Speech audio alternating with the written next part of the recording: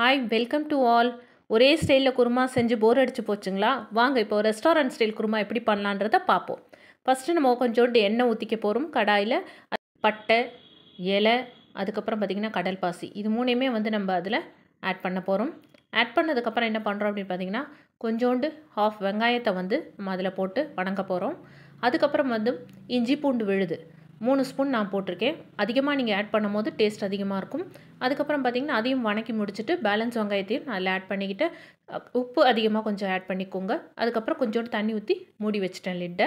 அதுக்கப்புறம் ஓப்பன் பண்ணி பார்த்ததுக்கப்புறம் என்ன பண்ணுறேன்னு பார்த்திங்கன்னா, கேரட்டும் பொட்டேட்டோவும் அதில் ஆட் பண்ணுறேன். ஜஸ்ட் அதை ஆட் பண்ணிவிட்டு கொஞ்சோண்டு கரம் மசாலா அது டேஸ்ட்டுக்கு ஆட் பண்ணுறேன். தக்காளி பியூரி ஆக்கி வச்சுருக்கேன், அதையும் தூக்கி அதில் மிக்ஸ் பண்ணி ரெடி பண்ணிவிட்டேன். தென் லிட்டை க்ளோஸ் பண்ணிவிட்டேன். அதுக்கப்புறம் பார்த்திங்கன்னா அதனுடைய ஒயிட் ஆலாக்லேயே அது உள்ளே குக் ஆனதுனால அந்த கலர் சேஞ்ச் ஆகாமல் அப்படியே இருக்கும். அதுக்கப்புறம் பார்த்திங்கன்னா தேங்காய் அரைச்சி வச்சுருக்கிறது என்னென்னு பார்த்திங்கன்னா, தேங்காய், பச்சை மிளகா, முந்திரி, தயிர் எல்லாத்தையும் போட்டு நம்ம அரைச்சி அந்த விடயத்தில் ஆட் பண்ணி திருப்பி அதை லிட்டை க்ளோஸ் பண்ணி வச்சிடுறோம். அதுக்கப்புறம் ஓப்பன் பண்ணி பார்க்கும்போது அதெல்லாம் வெந்து ஒரே ஈவனாக இருக்குது. குருமா ரெடி.